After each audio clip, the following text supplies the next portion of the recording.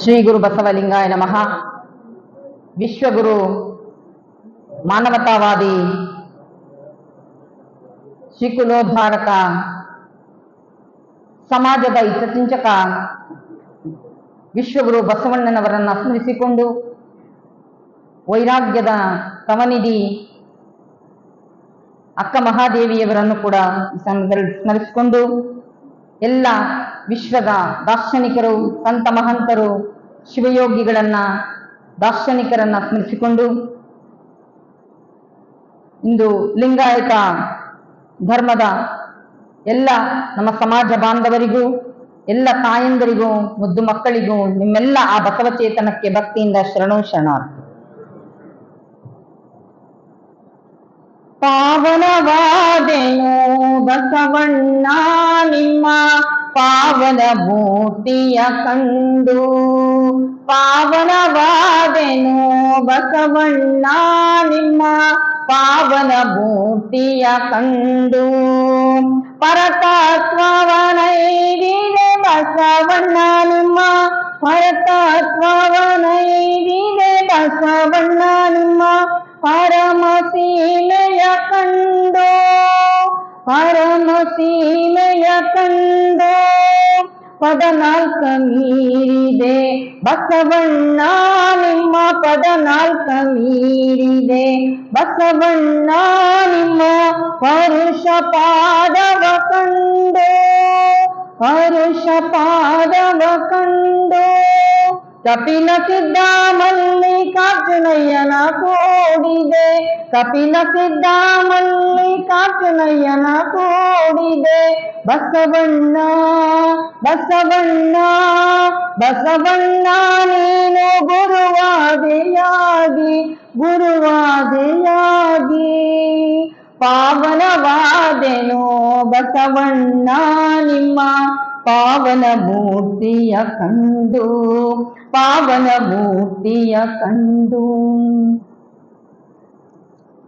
ಅಕ್ಕನ ಬದುಕಿನಲ್ಲಿ ಹಲವಾರು ರೀತಿಯಾಗಿರ್ತಕ್ಕಂಥ ಆಧ್ಯಾತ್ಮಿಕವಾಗಿರುವಂಥ ಅವಲೋಕನಗಳು, ಚಿಂತನೆಗಳನ್ನ ಮಾಡ್ತಾ ಬದುಕಿನ ತುಟ್ಟ ತುದಿಗೆ ಏರಬೇಕು ಅಂತೇಳಿ ಅಕ್ಕನು ಹಲವಾರು ರೀತಿಯಾಗಿರ್ತಕ್ಕಂಥ ಆಧ್ಯಾತ್ಮಿಕವಾಗಿರುವಂಥ ವಿಚಾರ ಚಿಂತನೆಗಳನ್ನ ಪಡ್ಕೊಳ್ಳುವಂತ ನಿಟ್ಟಿನಲ್ಲಿ ಆಕೆಗೆ ಹಲವಾರು ರೀತಿಯಾಗಿರ್ತಕ್ಕಂಥ ಅನುಭವಗಳನ್ನ ಗುರುಗಳು ಎಡೆಮಾಡುವಂತ ಸಂದರ್ಭದಲ್ಲಿ ಒಂದು ವಿಶೇಷವಾಗಿರ್ತಕ್ಕಂಥ ವಚನದ ಮುಖಾಂತರವಾಗಿ ಅವರಿಗೆ ಉದಾಹರಣೆಯಾಗಿ ಕೊಡ್ತಾರೆ. ಲೌಕಿಕರ ಬದುಕಿನ ಹಾಗೆ ಆಧ್ಯಾತ್ಮಿಕತೆಯ ವಿಚಾರ ಚಿಂತನೆಗಳನ್ನ ಎಡೆಮಾಡೋದಕ್ಕೋಸ್ಕರವಾಗಿ ಒಂದು ವಚನವನ್ನ ಗುರುಗಳು ಅಕ್ಕನಿಗೆ ಚಿಂತನೆಗೆ ಎಡೆಮಾಡಿಕೊಡ್ತಾರೆ. ಇದು ನೋಡಿರೆ ಒಂದು ವಿಚಿತ್ರವ, ಶಿಷ್ಯನೆಂಬ ಹೆಂಡತಿಗೆ ಶ್ರೀ ಗುರುವೆಂಬ ಗಂಡನು, ಅಸ್ತಮಸ್ತಕ ಸಂಯೋಗವೆಂಬ ಕೂಟವ ಕೂಡಲು ಪಂಚಾಕ್ಷರಿ ಮಂತ್ರವೆಂಬ ವೀರ್ಯವು ಚಲನೆಯವಾಗಿ ಆ ಶಿಷ್ಯನೆಂಬ ಹೆಂಡತಿಯ ಕರ್ಣವೆಂಬ ಗರ್ಭದಲ್ಲಿ ಪ್ರವೇಶಿಸಿ ಮನಬಸುರಾಗಿ ಕರ್ಣಂಗಳೆ ಯೋನಿಯಾಗಿ ಲಿಂಗವೆಂಬ ಮಗನ ಪಡೆದು ಅಂಗೈ ಎಂಬ ತೊಟ್ಟಿಲಲ್ಲಿ ಆ ಮಂಗಳದ ಸೂತ್ರವೆಂಬ ಜೋಗಳವನ್ನ ಹಾಡಿ ಅಖಂಡೇಶ್ವರನೆಂಬ ಹೆಸರಿಟ್ಟು ನೋಡ. ಇದು ಕಾರಣ, ನೀವೀಗ ಮಗನಾದಿರಿ, ನಾ ನಿಮ್ಮ ತಾಯಿಯಾದ ಅಖಂಡೇಶ್ವರ ಅಂತ ಆಧ್ಯಾತ್ಮಿಕವಾಗಿರುವಂತ ಎಂಥ ಪರಿಕಲ್ಪನೆಯನ್ನ ಅಕ್ಕನಿಗೆ ತಿಳಿಸ್ಕೊಡ್ತಾರೆ ಅಂದ್ರೆ, ಈ ವಚನದಲ್ಲಿ ಆ ಅನುಭವಾಮೃತ ಏನಪ್ಪಾ ಅಂತ ಅಂದ್ರೆ, ಅನುಭವವನ್ನ ಹೇಳುವಂತ ಸಂದರ್ಭದಲ್ಲಿ ಶ್ರೀ ಗುರುವೇ ಆಧ್ಯಾತ್ಮಿಕವಾಗಿರುವಂತ ಪತಿ, ಶಿಷ್ಯನೇ ಸತಿಯಾಗಿ ಆ ಶಕ್ತಿಪಾತದಲ್ಲಿ ಅತಿ ಮುಖ್ಯವಾಗಿ ಪ್ರಾಪ್ತವಹಿಸುವಂತ ಅಸ್ತಮಸ್ತಕ ಸಂಯೋಗದ ಕೂಟದಿಂದ ಆ ಪವಿತ್ರವಾಗಿರುವಂತ ಷಡಾಕ್ಷರಿ ಮಂತ್ರ ವೀರ್ಯ ಆಗಿರುತ್ತೆ. ಅದನ್ನು ಗುರುವಚನದ ಮುಖಾಂತರವಾಗಿ ಉಚ್ಚರಿಸಿ ಕಿವಿಯ ಆ ದ್ವಾರದಲ್ಲಿ ಮನಸ್ಸೆನ್ನುವಂತ ಗರ್ಭದಲ್ಲಿ ಪ್ರವೇಶವನ್ನ ಮಾಡಿ ಗುರು ಪರಿಪಕ್ವತೆಯನ್ನ ತಿಳಿಸೋದಕ್ಕೋಸ್ಕರವಾಗಿ ಪ್ರತಿಫಲವನ್ನ ಆ ಚಿಕ್ಕಳಾಭರಿತವಾಗಿರುವಂತಹ ಇಷ್ಟಲಿಂಗವನ್ನ ದೃಷ್ಟಿಯಲ್ಲಿ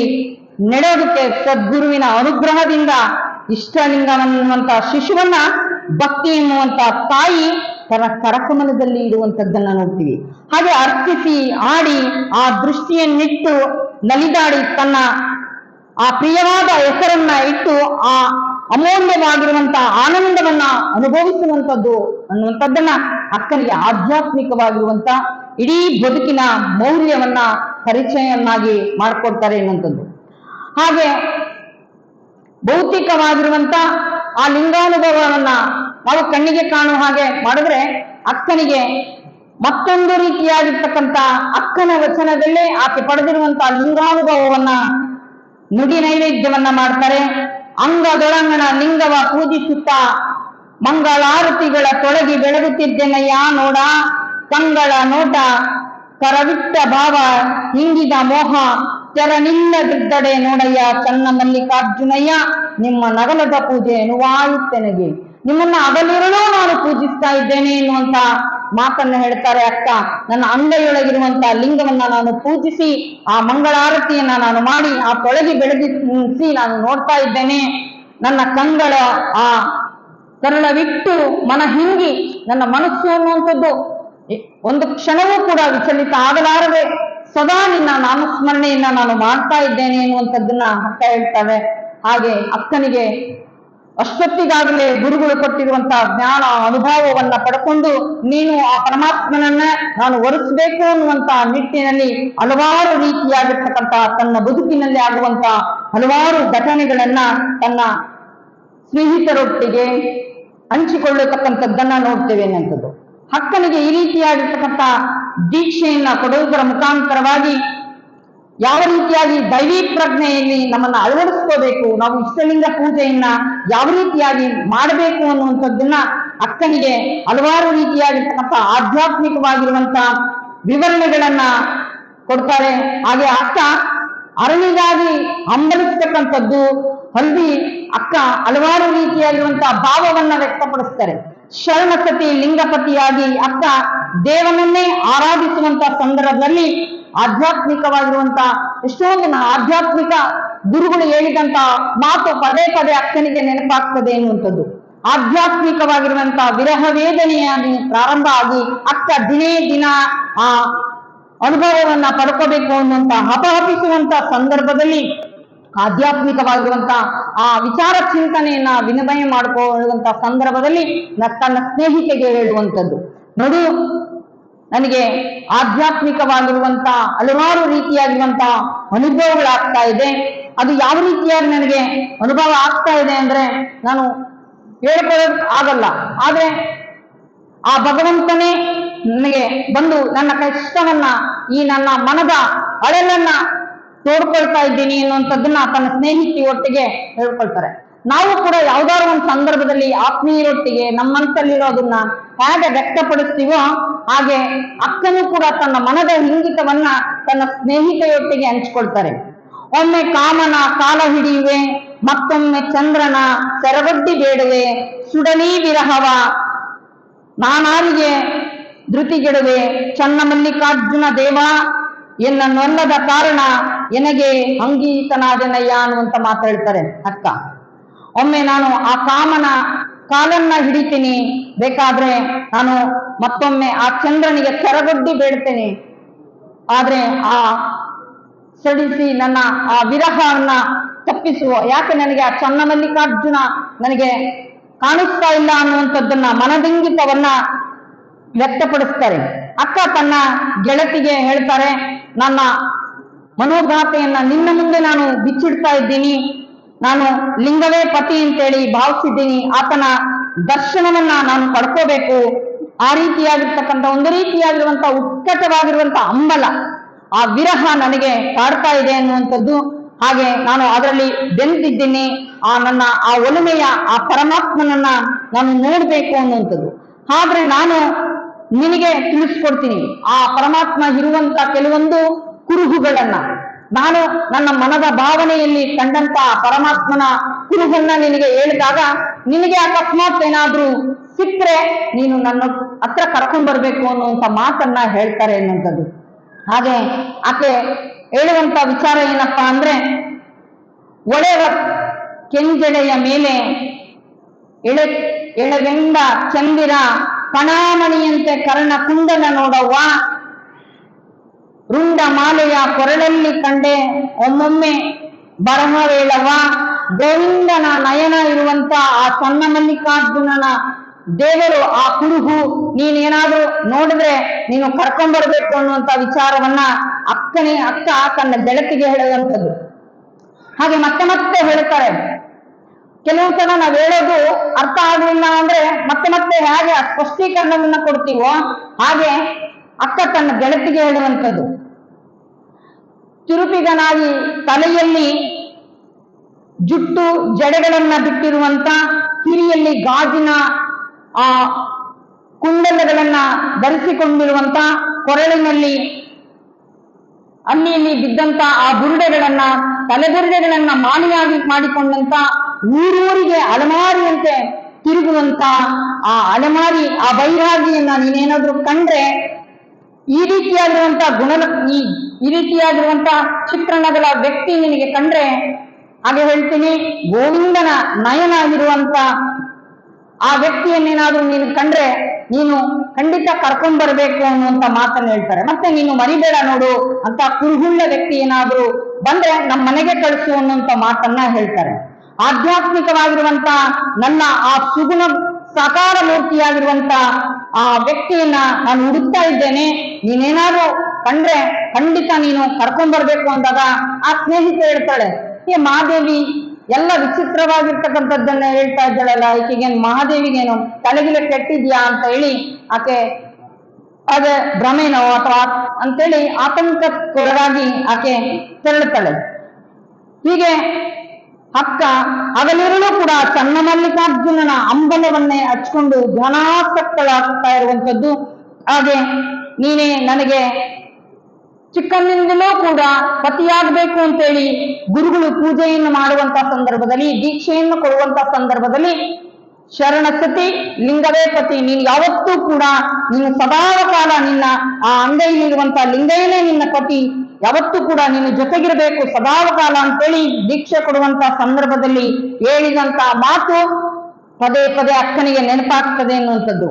ಆಗ ಆ ಹೃದಯ ಅಂಬಲಿಸುವಂತಹ ಸಂದರ್ಭದಲ್ಲಿ ಆಕೆ ಅಂತ ಚನ್ನಮಲ್ಲಿಕಾರ್ಜುನನನ್ನ ಕಾಣಬೇಕು ಅನ್ನುವಂತ ಆತನನ್ನ ಬರುವಿಕೆಗೋಸ್ಕರವಾಗಿ ಕಾಯ್ತಾ ಇರುವಂಥದ್ದು. ಯಾವಾಗ ಆ ಬರ್ತಾರೋ ಆ ಪರಮಾತ್ಮ ನನಗೆ ಗೊತ್ತಿಲ್ಲ, ಅಷ್ಟೊತ್ತಿ ಬರುವಷ್ಟರೊಳಗಾಗಿ ನಾನು ತಯಾರಾಗಿರ್ಬೇಕು ಅನ್ನುವಂತ ಉತ್ಕಟವಾಗಿರುವಂತ ಅಂಬಲ ಅಕ್ಕನಿಗೆ. ಹಾಗೆ ಒಂದು ದಿನ ತನ್ನ ಮನೆಯಲ್ಲಿರುವಂತ ತನಗೆ ತನ್ನ ತಂದೆ ತಾಯಿ ಕೊಟ್ಟಂತ ಎಲ್ಲ ಆಭರಣಗಳನ್ನ, ವಸ್ತ್ರಗಳನ್ನ ಎಲ್ಲವನ್ನು ಕೂಡ ಧಾರಣೆಯನ್ನ ಮಾಡಿಕೊಂಡು ಮಧುವನ ದಿಕ್ಕಿಯಂತೆ ಅವರು ತಯಾರಾಗ್ತಾರೆ, ಶೃಂಗಾರಗೊಳ್ತಾರೆ ಅನ್ನುವಂಥದ್ದು. ಆಗ ಅಕ್ಕನನ್ನ ನೋಡಿ ಪ್ರೇರಿತರಾಗಬಹುದು ಅನ್ನುವಂತ ಆ ಪರಮಾತ್ಮನೇ ನಮಗೆ ಈ ರೀತಿಯಾಗಿ ನಾನು ಏನಾದ್ರು ಅಲಂಕಾರ ಮಾಡ್ಕೊಂಡ್ರೆ ಭಗವಂತ ಬರ್ತಾನೆ, ನನ್ನನ್ನ ಕರ್ಕೊಂಡೋಗ್ತಾನೆ, ಈ ರೀತಿಯಾಗಿರುವಂತ ಹಲವಾರು ಯೋಚನೆಗಳನ್ನ ಚಿಂತನೆಗಳನ್ನ ಮಾಡುವಂತ ಸಂದರ್ಭದಲ್ಲಿ ಅಕ್ಕ ಆ ಎಲ್ಲ ತಯಾರಾಗಿ ಮಧುವನ ಗಿತ್ತಿಯಂತೆ ತಯಾರಾಗಿ ಆ ಮನೆಯ ಆ ಮೇಲ್ಛಾವಣಿಗೆ ಹೋಗಿ ನಿಲ್ತಾರೆ. ಆಗ ಅಕ್ಕ ಭಗವಂತನೊಟ್ಟಿಗೆ ಸಂಭಾಷಣೆ ಮಾಡುವಾಗ ಹೇಳ್ತಾರೆ, ನಾನು ಅರಿಶಿನವನ್ನೇ ನಿಂದು ಒದ್ದುಡುಗೆಯನ್ನೇ ಹುಟ್ಟು ಬಂದಿದ್ದೇನೆ, ನಾನು ದೇವ ನೀನು ನನ್ನನ್ನ ಬರಮಾಡಿಕೋ, ನೀನು ನನ್ನನ್ನ ನೋಡು ಅನ್ನುವಂತ ಮಾತನ್ನ ಪರಿಪರಿಯಾಗಿ ಕೇಳಿಕೊಳ್ಳುವಂತ ಒಂದು ಸಂದರ್ಭದಲ್ಲಿ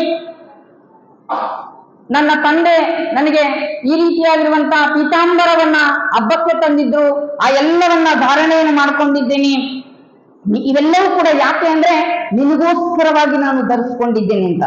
ಇದೆಲ್ಲವನ್ನು ಕೂಡ ನೋಡಿ ತನ್ನ ತಾಯಿ ಕೂಡ ಬಂದು ನೋಡ್ತಾರೆ, ಇದೇನು ಯಾವತ್ತೂ ಈ ರೀತಿಯಾಗಿರ್ತಕ್ಕಂಥ ಅಲಂಕಾರವನ್ನ ಮಾಡಿಕೊಳ್ಳಾರದಂತ ಮಗಳು ಇವತ್ತು ಏನು ಈ ರೀತಿಯಾಗಿರುವಂತ ವಿಶೇಷವಾಗಿರುವಂತ ಅಲಂಕಾರವನ್ನ ಮಾಡ್ಕೊಂಡಿದ್ದಾಳೆ ಅಂತ ಹೇಳಿ ಆ ತಾಯಿ ನೋಡ್ತಾಳೆ. ಒಂದ್ ಕಡೆ ಸಂತೋಷ ಆಗ್ತದೆ, ಆಕೆ ಯಾಕೆ ಈ ರೀತಿಯಾಗಿ ಇಷ್ಟು ಚೆನ್ನಾಗಿ ಅಲಂಕಾರ ಮಾಡ್ಕೊಂಡಿದ್ದೀಯಾ ಅಂತ ಕೇಳಿದ್ರೆ ಇದು ನನಗಾಗಿ ಅಲ್ಲ ಅಂತಾರೆ.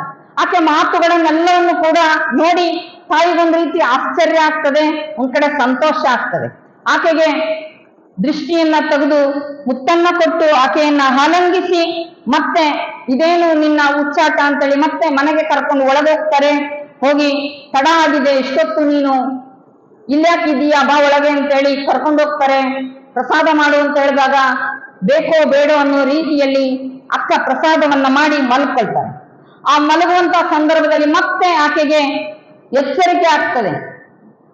ಮತ್ತೆ ಆಕೆ ಆ ಚನ್ನಮಲ್ಲಿಕಾರ್ಜುನನನ್ನ ಎಷ್ಟೊತ್ತಿ ಕಂಡೇನೋ, ಆತನನ್ನ ಎಷ್ಟೊತ್ತಿ ಸಂಧಿಸೇನೋ, ಯಾವಾಗ ಮಾತಾಡೇನೋ ಅನ್ನುವಂತ ಹಂಬಲವನ್ನ ಇಟ್ಕೊಂಡಂತ ಅಕ್ಕ ಹಲವಾರು ರೀತಿಯಾಗಿರುವಂತ ಪರಿಪರಿಯಾಗಿ ಭಗವಂತನನ್ನ ಬೇಡ್ಕೊಳ್ತಾರೆ ಅನ್ನುವಂಥದ್ದು.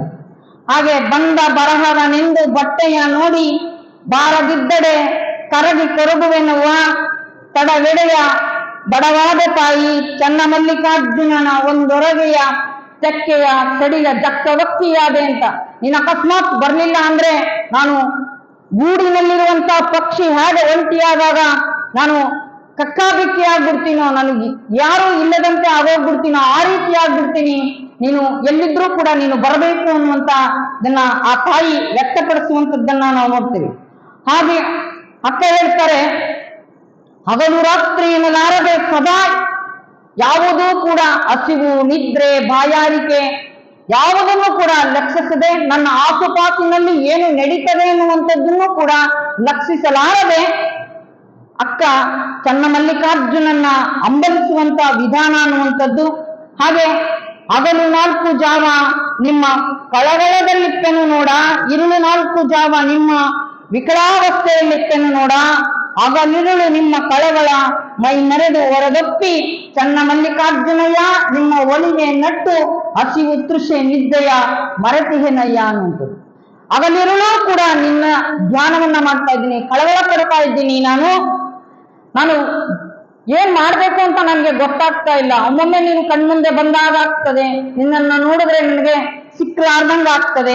ಇಡೀ ಮೈ ಮನಗಳಲ್ಲಿಯೇ ಕೂಡ ನೀನು ತುಂಬಿಕೊಂಡಿದ್ದೀಯ ಚನ್ನಮಲ್ಲಿಕಾರ್ಜುನ.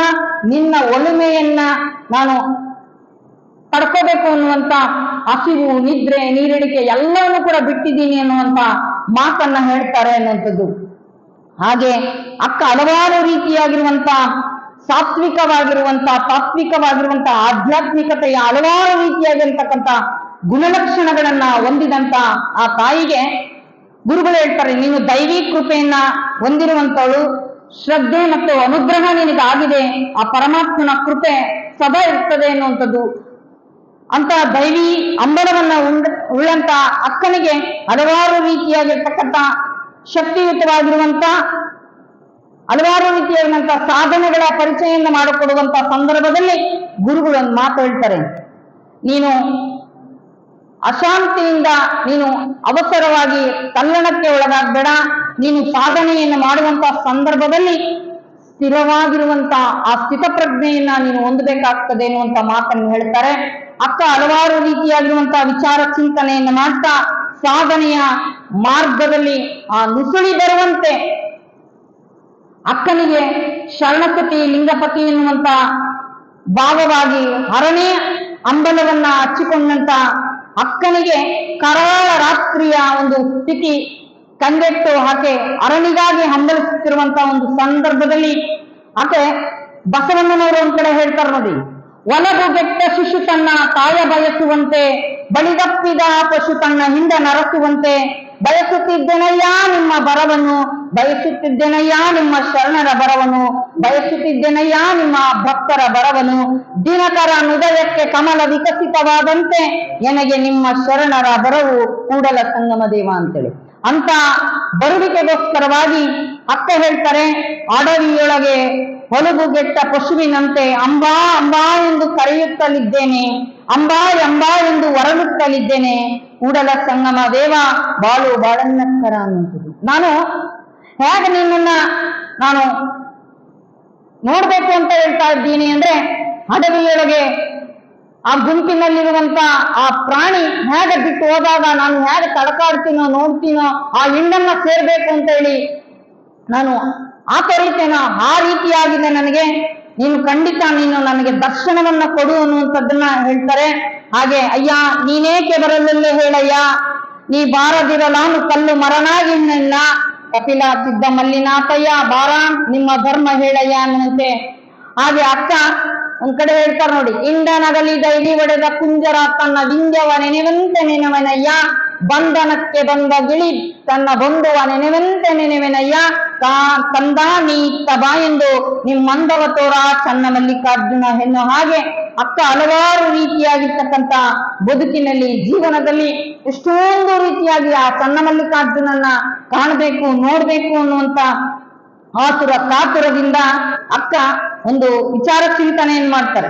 ಎನ್ನ ಕಂಗಳ ಮುಂದಣ ಕಾಮವ ಕಳೆದು ನಿಮ್ಮ ಮಂಗಳದ ರೂಪವ ತೋರಿಸಯ್ಯ ದೇವ, ಎನ್ನ ಮನದ ಮುಂದಣ ಆಸೆಯ ಬಿಡಿಸಿ ನಿಮ್ಮ ಮಂತ್ರವ ನೆಲೆಗೊಳಿಸಯ್ಯ ದೇವ, ಎನ್ನ ಪ್ರಾಣದ ಮುಂದಣ ಪ್ರಪಂಚವ ಕೆಡಿಸಿ ನಿಮ್ಮ ಪರಮ ಪ್ರಸಾದವ ನೆಲೆಗೊಳಿಸಯ್ಯ ದೇವ, ಎನ್ನ ತನುವ ಮುಸುಕಿದ್ದ ತಾಮಸವನ್ನ ಕಳೆದು ನಿಮ್ಮ ಭಕ್ತಿಯ ಅನುಕರಿಸಿ ತೋರಿಸಿ ಬದುಕಿಸಯ್ಯ ಅನ್ನುವಂತ ಮಾತನ್ನು ಹೇಳ್ತಾರೆ. ಹಲವಾರು ರೀತಿಯಾಗಿರುವಂತ ಪರಿಪರಿಯಾಗಿ ನನ್ನ ಬದುಕಿನಲ್ಲಿ ಎಲ್ಲೋ ಒಂದ್ ಕಡೆ ಮರೆ ಮಾಚಿರುವಂತ ಆ ಮರವನ್ನ ಅಳಿಸಿ ನನ್ನ ಸುಜ್ಞಾನದೆಡೆಗೆ ಕೊಂಡೊಯ್ಯುವಂತ ಹಲವಾರು ರೀತಿಯಾಗಿರುವಂತ ಆಧ್ಯಾತ್ಮಿಕವಾಗಿರುವಂತ ಮಾರ್ಗವನ್ನ ನನಗೆ ಕರುಣಿಸುವಂತೇಳಿ ಆವಾಗ ಅಕ್ಕನನ್ನ ಒಂದ್ ಕಡೆ ಕೇಳ್ತಾರೆ. ಸದ್ಗುರುವಿನ ಸೇವೆಯನ್ನ ಅನೇಕ ರೀತಿಯ ದಿನಗಳಿಂದ ಮಾಡಿರುವಂತ ಶಿಷ್ಯನೊಬ್ಬ ಒಂದ್ ಕಡೆ ಹೇಳ್ತಾನೆ, ಗುರುವೇ ನನಗೆ ಆ ಭಗವಂತನ ದರ್ಶನ ಆಗ್ಬೇಕು ಅಂತೇಳಿ.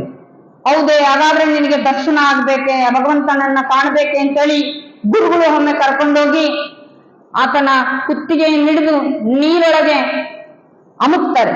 ಅವಾಗ ಶಿಷ್ಯ ಗಾಬರಿಯಗೊಂಡು ತಕ್ಷಣ ಅವನಿಗೆ ಕೇಳ್ತಾರೆ, ನಿನಗೆ ಏನನ್ನಿಸ್ತು, ನಿನಗೆ ಏನು ಅನುಭವ ಆಯ್ತು ಅಂತ ಕೇಳಿದ್ರೆ, ನನಗೆ ಉಸಿರುಗಟ್ಟಿ ಸತ್ತೇ ಹೋಗ್ಬಿಡ್ತೀನೇನೋ ಅನ್ನೋದಾಗಿತ್ತು. ಅವಾಗ ನಿನಗೆ ಏನು ನೆನಪಾಯ್ತು ಅಂತ ಅಂದ್ರೆ, ನನಗೆ ಏನೂ ನೆನಪಾಗ್ಲಿಲ್ಲ ಗುರುಗಳೇ, ಯಾವಾಗ ಇದರಿಂದ ಹೊರಗೆ ಬಂದೇನೋ ಅನ್ಸಿತ್ತು ಅನ್ನುವಂತ ಮಾತನ್ನು ಹೇಳಿದಾಗ ಆಧ್ಯಾತ್ಮಿಕತೆ ಎನ್ನುವಂಥದ್ದು ಹೀಗೆ, ಅದನ್ನ ನೀನು ಪಡ್ಕೋಬೇಕು ಅನ್ನುವಂಥದ್ದು. ಚಿತ್ತ ಏಕಾಗ್ರತೆಯಿಂದ ನೀನು ಇದರಿಂದ ಯಾವಾಗ ಹೊರಗೆ ಬರಬೇಕು ಅಂತ ಅನ್ಕೊಂತೀವ, ಹಾಗೆ ನೀನು ಈ ಭವಬಂಧನವನ್ನೆಲ್ಲ ಹರ್ಕೊಂಡು ನೀನು ಬಂದಿದ್ದಾದ್ರೆ ನೀನು ಅದನ್ನ ಆಧ್ಯಾತ್ಮಿಕತೆಯನ್ನ ನೀನು ಪಡಿತೀಯ ಅನ್ನುವಂತ ಮಾತನ್ನ ಹೇಳ್ತಾರೆ ಅನ್ನುವಂಥದ್ದು. ಹಾಗೆ ಆ ಪರಮಾತ್ಮನನ್ನ ಮಾತನಾಡಿಸುವಂಥದ್ದು, ಆತನೊಟ್ಟಿಗೆ ನನ್ನೊಟ್ಟಿಗೆ ಇರಬೇಕು ಅನ್ನುವಂತ ರೀತಿಯನ್ನ ನಾವು ಅವಲೋಕನನ್ನ ಮಾಡಿದಾಗ ನಮಗೆ ನುಲಿಯ ಚಂದಯ್ಯನಾಗೆ ನೆನಪಾಗ್ತದೆ ಎನ್ನುವಂಥದ್ದು. ನುಲಿಯ ಚಂದಯ್ಯನವರು ಅಗ್ಗಕಣ್ಣಿಯನ್ನ ಮಾಡುವಂತ ಕಾಯಕವನ್ನ ಮಾಡ್ತಾ ಇರ್ತಾರೆ. ಆ ಮಾಡುವಂತ ಸಂದರ್ಭದಲ್ಲಿ ಅವರು ಶಿವಣಗಿ ಎನ್ನುವಂತ ಗ್ರಾಮ, ಬಿಜಾಪುರ ಜಿಲ್ಲೆಯವರು, ಅವರು ಹಲವಾರು ರೀತಿಯಾಗಿರುವಂತ ಆಧ್ಯಾತ್ಮಿಕವಾಗಿರುವಂತ ಸಾಧನೆಯನ್ನ ಮಾಡ್ತಾ ಇರ್ತಾರೆ ಎನ್ನುವಂಥದ್ದು. ಹಲವಾರು ವಚನಗಳನ್ನ ರಚಿಸಿ ಬಿಡಿ ಬಿಡಿಯಾಗಿರುವಂತ ಎಳೆಗಳನ್ನ ತೆಗೆದು ಅದನ್ನ ಹಿಡಿ ಹಿಡಿಯಾಗಿ ಮಾಡಿ ಅಗ್ಗ ಕಣ್ಣಿಯನ್ನ ಮಾಡುವಂತ ಅವರ ಕಾಯಕ ಆಗಿರ್ತದೆ ಎನ್ನುವಂಥದ್ದು. ಆ ನುಲಿಯ ಚಂದಯ್ಯನವರು ಕಲ್ಯಾಣದಲ್ಲಿ ಆ ಕೆರೆಯ ಪಕ್ಕದಲ್ಲಿರುವಂತ ಆ ಒಡೆ ಹುಲ್ಲನ್ನ ತಂದು ಅದರ ಮುಖಾಂತರವಾಗಿ ಅಗ್ಗ ಕಣ್ಣಿಗಳನ್ನ ಮಾಡಿ ಮಾರಾಟ ಮಾಡ್ತಾ ಇರ್ತಾರೆ. ಆ ಮಾರಾಟ ಮಾಡುವಂತ ಸಂದರ್ಭದಲ್ಲಿ ಆ ಸತ್ಕಾಯಕವನ್ನ ಮಾಡಿ ಅದು ಸತ್ಪಾತ್ರಕ್ಕೆ ಸಲ್ಲಬೇಕು, ಅದು ಗುರುಲಿಂಗ ಜಂಗಮರಿಗೆ ಎಡೆಯಾಗಬೇಕು ಅನ್ನುವಂತ ಉದ್ದೇಶದಿಂದ ನುಲಿಯ ಚಂದಯ್ಯನವರು ಅಗ್ಗ ಕಣ್ಣಿಗಳನ್ನ ಮಾಡೋದಕ್ಕೆ ಹುಲ್ಲನ್ನ ಒಂದು ದಿನ ಕೊಯ್ಕೊಂಬರಕ್ ಹೋದಂತ ಸಂದರ್ಭದಲ್ಲಿ ಅವರಿಗೆ ಗೊತ್ತಿರಲಾರದಾಗಿ ಅವರ ಲಿಂಗ ಕೆಳಗೆ ಬಿದ್ದೋಗ್ಬಿಡ್ತದೆ ಆ ಕೆರೆಯಲ್ಲಿ. ಅವಾಗ ಅವ್ರಿಗೆ ಗೊತ್ತೇ ಆಗಲ್ಲ. ಆಮೇಲೆ ತದನಂತರ ಅಲ್ಲೊಬ್ಬ ವ್ಯಕ್ತಿ ಬಂದ್ಬಿಟ್ಟು, ನೋಡಿ ಚಂದಯ್ಯನವರೇ, ನಿಮ್ ಲಿಂಗವನ್ನ ಬೀಳಿಸ್ಕೊಂಡಿದ್ದೀರಾ, ತಗೊಳ್ಳಿ ಅಂತ ಹೇಳಿದಾಗ ತುಂಬಾ ಕಾಯಕದಲ್ಲಿ ನಿಷ್ಠೆ, ದಾಸೋಹ ಪ್ರೇಮಿಯಾಗಿರುವಂತ ಚಂದಯ್ಯನವರು ಒಂದ್ ಕಡೆ ಹೇಳ್ತಾರೆ, ಲಿಂಗಯ್ಯ ನಾನೇನು ಬೀಳು ಅಂತ ಹೇಳಿಲ್ಲ, ಬಿದ್ದೋಗಿದೆ, ಆತನೇ ಬರ್ಲಿ ಅನ್ನುವಂತ ಮಾತನ್ನು ಹೇಳ್ತಾರೆ. ಹಾಗೆಲ್ಲ ಮಾಡಬಾರ್ದು, ನಿನ್ನ ಅರಿವಿನ ಕುರುಹಾಗಿರ್ತಕ್ಕಂಥ ಇಷ್ಟಲಿಂಗವನ್ನ ನಿನ್ನ ಪ್ರಾಣ ಹೇಗೆ ಬಿಟ್ಟಿರಲ್ಲ, ನೀನ್ ಬಿಟ್ಟಿರಬಾರ್ದು, ನೀನು ಧರಿಸ್ಕೋ ಅಂತ ಹೇಳಿ ಮತ್ತೆ ಅವರಿಗೆ ಅರಿವನ್ನ ಮೂಡಿಸ್ತಾರೆ. ಹಾಗಾದ್ರೆ ಆ ನನ್ನ ಲಿಂಗಯ್ಯ ಮಾಡುವಂತ ಕೆಲಸವನ್ನ ನೀನೇ ಮಾಡು ಅಂತ ಹೇಳಿ ಆ ವ್ಯಕ್ತಿಗೆ ಹೇಳಿದಾಗ, ಸರಿ ಆಯ್ತು ನಾನು ಮಾಡ್ತೀನಿ ಅಂತ ಹೇಳಿ ಆ ವ್ಯಕ್ತಿ ಲಿಂಗಯ್ಯ ಅನ್ನುವಂಥವರು ಕೂಡ ಅವರ ಜೊತೆಗೆ ಬಂದು ಆ ಚಂದಯ್ಯನವರು ಹೇಳುವಂತ ಪ್ರತಿಯೊಂದು ಕಾಯಕವನ್ನು ಮಾಡ್ತಾ ಇರ್ತಾರೆ ಅನ್ನುವಂಥದ್ದು. ಆ ಸಂದರ್ಭದಲ್ಲಿ ಅವ್ರು ಹೇಳ್ತಾರೆ, ನೋಡು ನಾನು ಅಗ್ಗ ಕಣ್ಣಿ ಮಾಡುವಂತ ಕಾಯಕವನ್ನ ಮಾಡ್ತಾ ಇದ್ದೀನಿ, ನೀನು ಇದನ್ನ ಕಲ್ಯಾಣದ ಬೀದಿಯಲ್ಲಿ ಹೋಗಿ ಮಾರಾಟ ಮಾಡ್ಕೊಂಡ್ ಬರ್ಬೇಕು ಅಂತೇಳಿ. ಸರಿ ಅಂತೇಳಿ ಆತ ಆ ಅಗ್ಗ ಕಣ್ಣಿಗಳನ್ನ ತಗೊಂಡೋಗಿ ಮಾರಾಟವನ್ನ ಮಾಡ್ಕೊಂಡ್ ಬರೋದಕ್ಕೋಸ್ಕರವಾಗಿ ಆ ಕಲ್ಯಾಣದ ಬೀದಿಗೆ ಹೋಗ್ತಾರೆ. ಆ ಹೋದಂತ ಸಂದರ್ಭದಲ್ಲಿ ಅವರು ಸೀದಾ ಹೋಗಿ ಎಲ್ಲಿ ಹೋಗ್ತಾರಪ್ಪ ಅಂದ್ರೆ ಬಸವಣ್ಣನವರ ಮನೆಗೆ ಹೋಗ್ತಾರೆ. ಅಲ್ಲೋಗಿ ಹಗ್ಗ ಕಣ್ಣಿಗಳನ್ನ ಬಸವಣ್ಣನವರ ಮನೆಗೆ ಕೊಟ್ಟು ತುಂಬಾ ಕಡಿಮೆ ತರಬೇಕಾಗಿತ್ತು, ಹೆಚ್ಚಿನ ಆ ಹಣವನ್ನ ತಂದಿದ್ರಿಂದ ಆತನಿಗೆ ಬೈತಾರೆ ಚಂದಯ್ಯನವರು, ನೀನು ಈ ಹಗ್ಗ ಕಣ್ಣಿಗೆ ಎಷ್ಟು ಹಣ ಇತ್ತೋ ಅಷ್ಟು ತರಬೇಕಾಗಿತ್ತು, ಹೆಚ್ಚಿನ ಈ ಹೊನ್ನುಗಳನ್ನು ಯಾಕೆ ತಗೊಂಬಂದಿದ್ದೀಯಾ ಅಂತೇಳಿ, ನಿನ್ಗೆ ಬುದ್ಧಿ ಇಲ್ವಾ ಅಂತೇಳಿ ಚೆನ್ನಾಗಿ ಬೈತಾರೆ. ಆ ಬೈದಂತ ಸಂದರ್ಭದಲ್ಲಿ ಆತ ಸುಮ್ಮನೆ ಆಗಿ ಈ ರೀತಿಯಾಗಿರುವಂತ ಘಟನೆಗಳು ಸಂಭವಿಸಿದಂತ ಸಂದರ್ಭದಲ್ಲಿ ನುಲಿಯ ಚಂದಯ್ಯ ಅಲ್ಲಿಂದ ಕಲ್ಯಾಣದಲ್ಲಿ ಹಲವಾರು ರೀತಿಯಾಗಿರ್ತಕ್ಕಂಥ ತನಗೆ ಜೀವನದಲ್ಲಿ ಅನುಭವ ಆದ ನಂತರ ಅವರು ಚನ್ನಬಸವಣ್ಣನ ಮತ್ತೆ ಅವರ ವಿಚಾರ ಅಲ್ಲಮ ಪ್ರಭುದೇವ್ ಇರ್ಬೋದು, ಸಿದ್ದರಾಮೇಶ್ವರ ಇರ್ಬೋದು, ಅಕ್ಕನಾಗಮ್ಮ, ಇವರು ತುಂಬಾ ಕೆಲವೊಬ್ರು ನಮಗೆ ನೋಡಿ ಕೆಲವರು ತುಂಬಾ ಜನ ಶರಣರು ಕೆಲವೊಬ್ರಿಗೆ ತುಂಬಾ ಇಷ್ಟ ಆಗ್ತಾರೆ. ಹಾಗೆ ಆ ನುಲಿಯ ಚಂದಯ್ಯನಿಗೆ ಚನ್ನಬಸವಣ್ಣ ಇರ್ಬೋದು, ಅಕ್ಕನಾಗಮ್ಮ, ಅಲ್ಲಮ ಪ್ರಭುದೇವರಿಗೆ ಅವರನ್ನ ಕುರಿತು ಹಲವಾರು ರೀತಿಯಾಗಿರುವಂತಹ ವಚನಗಳನ್ನ ಬರೆದಿರೋದನ್ನ ನಾವು ನೋಡ್ತೇವೆ. ಹಾಗೆ ಕಲ್ಯಾಣದಲ್ಲಿ ತದನಂತರ ಆ ಜ್ಞಾನವನ್ನ ಅನುಭವವನ್ನ ಪಡ್ಕೊಂಡು ಆ ನಿರ್ಣಯ ಆದ್ಮೇಲೆ ಅವರೆಲ್ಲರೂ ಕೂಡ ಅಲ್ಲಿಂದ ಹೊರಡುವಂತಹ ಸಂದರ್ಭದಲ್ಲಿ ಅಕ್ಕನಾಗಮ್ಮ ಮತ್ತೆ ಚನ್ನಬಸವಣ್ಣನವರ ಒಡಗೂಡಿ ಅವರು ಧರ್ಮ ಪ್ರಚಾರವನ್ನ ಮಾಡ್ತಾ ಅಲ್ಲಲ್ಲಿ ರೂಪಕಗಳು ನಾಟಕಗಳನ್ನ ಮಾಡ್ತಾ ಜನರಲ್ಲಿ ಧರ್ಮ ಬೋಧೆಯನ್ನ ಮಾಡ್ತಾ ಧರ್ಮ ಜಾಗೃತಿಯನ್ನ ಮಾಡ್ತಾ ನುಲಿಯ ಚಂದಯ್ಯನವರು ಉಳಿವಿಗೆ ಬರ್ತಾರೆ ಅನ್ನುವಂಥದ್ದು. ಉಳಿವಿಗೆ ಬಂದಂತ ಸಂದರ್ಭದಲ್ಲಿ ಆ ವಚನ ಸಾಹಿತ್ಯದ ಆ ತಾಡೋಲೆ ಗರಿಗಳನ್ನ ಸಂಗ್ರಹ ಮಾಡಿದ್ದನ್ನ ಅಲ್ಲಲ್ಲಿ ಔತಿಡುವಂತ ಕೆಲಸವನ್ನ ಮಾಡ್ತಾರೆ, ಅದನ್ನ ಸಂರಕ್ಷಣೆ ಮಾಡ್ತಾರೆ ಅನ್ನುವಂಥದ್ದು. ತದನಂತರ ಅಲ್ಲಿ ಚನ್ನಬಸವಣ್ಣವರು ಬಯಲಾದಂತಹ ಸಂದರ್ಭದಲ್ಲಿ ಇನ್ನೋದವರೆಲ್ಲರೂ ಕೂಡ ಸೇರಿ ಹಾಗೆ ಕರ್ಮಿಸ್ತ ತರೀಕೆರೆ ಹತ್ರ ಎಣ್ಣೆ ಹೊಳೆ ಅಂತ ಇದೆ, ಅಕ್ಕನಾಗಮ್ಮ ಅವರು ಬಯಲಾದಂತ ಕ್ಷೇತ್ರ, ಅಲ್ಲಿಗೆ ಬರುವಂತ ಸಂದರ್ಭದಲ್ಲಿ ಹಲವಾರು ಹಳ್ಳಿಗಳಲ್ಲಿ ಆ ತಾಡೋಲೆ ಗರೆಗಳನ್ನ ತನ್ನೊಟ್ಟಿಗೆ ಒಂದು ನೋಡಿ, ಒಂದು ಪ್ರಾಣಿ ತನ್ನ ಮುಡ್ಡವನ್ನ ಹೇಗೆ ಹಚ್ಕೊಂಡು ಯಾವುದೇ ಕಾರಣಕ್ಕೂ ಕೂಡ ಬೀಳಿಸಲಾರದಾಗ ರಕ್ಷಣೆ ಮಾಡ್ತದೋ ಹಾಗೆ ಅವರು ವಚನ ಸಾಹಿತ್ಯದ ಕಟ್ಟನ್ನ ಬೆನ್ನಿಗೆ ಹಾಕೊಂಡು ತಲೆ ಮೇಲೆ ಹೊತ್ಕೊಂಡು ಅದನ್ನ ರಕ್ಷಣೆಯನ್ನ ಮಾಡಿ ಅದೆಲ್ಲವನ್ನು ಕೂಡ ಅಲ್ಲಲ್ಲೇ ಧರ್ಮ ಪ್ರಚಾರವನ್ನ ಮಾಡ್ತಾ ಇದನ್ನ ಮುಂದಿನ ಪೀಳಿಗೆಗೆ ಇದನ್ನ ನೀಡಬೇಕು ಸಾಹಿತ್ಯ ರತ್ನವನ್ನ ಅಂತೇಳಿ ಅಲ್ಲಲ್ಲಿ ಕೊಡ್ತಾರೆ ಅನ್ನುವಂಥದ್ದು. ಅಲ್ಲಿ ಅಕ್ಕನಾಗಮ್ಮನವರು, ನುಲಿಯ ಚಂದಯ್ಯ, ಇನ್ನೂ ಉಳಿದ ಶರಣರೆಲ್ಲರೂ ಕೂಡ ಅಲ್ಲಿ ನಾಟಕಗಳನ್ನ ಬರೀತಾರೆ ಅನ್ನುವಂಥದ್ದು. ಬರೆದು ಅಲ್ಲಿ ಗ್ರಾಮೀಣದ ಪ್ರದೇಶದ ಜನರಿಗೆ ತತ್ವವನ್ನ ಬೋಧನೆಯನ್ನ ಮಾಡುವಂತ ಸಂದರ್ಭದಲ್ಲಿ ಎಲ್ಲಕ್ಕಿಂತಲೂ ಕೂಡ ದೃಶ್ಯ ಮಾಧ್ಯಮದ ಮುಖಾಂತರವಾಗಿ ತೋರಿಸಿದ್ರೆ ಬೇಗ ತಿಳುವಳಿಕೆ ಮೂಡ್ತದೆ, ಅರಿವಿಗೆ ಮೂಡ್ತದೆ ಅಂತೇಳಿ ಅವರು ಹಲವಾರು ರೀತಿಯಾಗಿರ್ತಕ್ಕಂಥ ಧರ್ಮ ಪ್ರಚಾರಕ್ಕೋಸ್ಕರವಾಗಿ ಬೇರೆ ಬೇರೆ ರೀತಿಯಾಗಿರ್ತಕ್ಕಂಥ ಯೋಜನೆಗಳನ್ನ ಪ್ರಯೋಗವನ್ನ ಮಾಡ್ತಾರೆ ಅನ್ನುವಂಥದ್ದು. ತದ ನಂತರ ಆ ತರೀಕೆರೆಯಲ್ಲಿ ಅಕ್ಕನಾಗಮ್ಮ ಅವರು ಲಿಂಗುಳರಾದ್ಮೇಲೆ ತದನಂತರ ಕಾರ್ಯವನ್ನ ಎಲ್ಲರೂ ಯಾರು ಇಲ್ಲ ಅವರಿಲ್ಲ ಇವರಿಲ್ಲ ಅಂತ ಕಾರ್ಯವನ್ನ ಯಾವತ್ತೂ ಕೂಡ ನಿಲ್ಲಿಸಲಿಲ್ಲ. ಆ ಮುಂದಿನ ಜವಾಬ್ದಾರಿ ನನ್ನ ಹೆಗಲ ಮೇಲೆ ಇದೆ ಅಂತೇಳಿ ನುಲಿಯ ಚಂದಯ್ಯನವರು ಹಾಗೆ ಧರ್ಮ ಪ್ರಚಾರ ಮಾಡ್ತಾ ಮಾಡ್ತಾ ನುಲೇನೂರು ಅನ್ನುವಂತ ಒಂದು ಊರಿದೆ ಅನ್ನುವಂಥದ್ದು. ಅದು ಮೊದಲು ಪದ್ಮಾವತಿ ಅನ್ನುವಂತ ಊರಿತ್ತು. ಆ ಊರಿಗೆ ನುಲಿಯ ಚಂದಯ್ಯನವರು ಹೋಗಿ ಅಲ್ಲಿ ಅಂತೂ ಪ್ರೇಕ್ಷಣೀಯ ಒಂದು ಒಳ್ಳೆ ಸ್ಥಳ ಅನಿಸ್ತದೆ. ಅಲ್ಲಿ ದುಮ್ಮಿ ರಾಯನ ಅನ್ನುವಂತ ಒಬ್ಬ ವ್ಯಕ್ತಿ ಇರ್ತಾನೆ, ಆತನ ಹೆಂಡತಿಯೇ ಪದ್ಮಾವತಿ. ಆಕೆಗೆ ಗುರುಗಳು ಅಲ್ಲೇ ವಾಸ್ತವ್ಯ ಇರ್ತಾರೆ ಅನ್ನುವಂಥದ್ದನ್ನ ಕೇಳಿ ಬಹಳ ಸಂತೋಷ ಆಗ್ತದೆ. ಅವರ ವಿಚಾರ ಚಿಂತನೆ, ಅವರ ಆಲೋಚನೆಗಳೆಲ್ಲ ನೋಡಿ ಅವರು ಅವರ ಕಡೆಯಿಂದನೇ ಚಂದಯ್ಯನವರ ಕಡೆಯಿಂದ ದೀಕ್ಷೆಯನ್ನ ಪಡ್ಕೊಂಡು ಅದ ನಂತರ ಅಲ್ಲಿ ಗುರುಗಳು ಒಂದು ಆಜ್ಞೆಯನ್ನ ಹೇಳ್ತಾರೆ, ಈ ಊರಿನಲ್ಲಿ ತುಂಬಾ ನೀರಿನ ಕೊರತೆ ಇದೆ, ನೀನೊಂದು ಕೆರೆಯನ್ನ ಕಟ್ಟಿಸು ಅಂತೇಳಿ ಗುರುಗಳ ಆಣತಿ ಅಂತ ಅವರೊಂದು ಕೆರೆಯನ್ನು ಕಟ್ಟಿಸ್ತಾರೆ. ಆ ಕೆರೆಯ ದಡದ ಮೇಲೆಯೇ ಗುರುಗಳಿಗೆ ಒಂದು ಮಠವನ್ನ ಕಟ್ಕೊಡ್ತಾರೆ, 3 ಅಂಕಣದ ಮಠ. ಆ ಮಠದಲ್ಲಿ ಗುರುಗಳು ವಾಸ್ತವ್ಯ ಇದ್ದು ಇನ್ನುಳಿದ ಧರ್ಮ ಕಾರ್ಯವನ್ನ ಮಾಡಬೇಕು ಅಂತ ಹೇಳಿ ತುಂಬಾ ಆಸಕ್ತಿಯಿಂದ ಹಸಿವಿನಿಂದ ಧರ್ಮ ಪ್ರಚಾರವನ್ನ ಮಾಡ್ತಾರೆ. ತದನಂತರ ಅದೇ ಮಠದಲ್ಲಿ ಅವರು ಲಿಂಗದೊಳಗಾಗ್ತಾರೆ ಎನ್ನುವಂಥದ್ದು.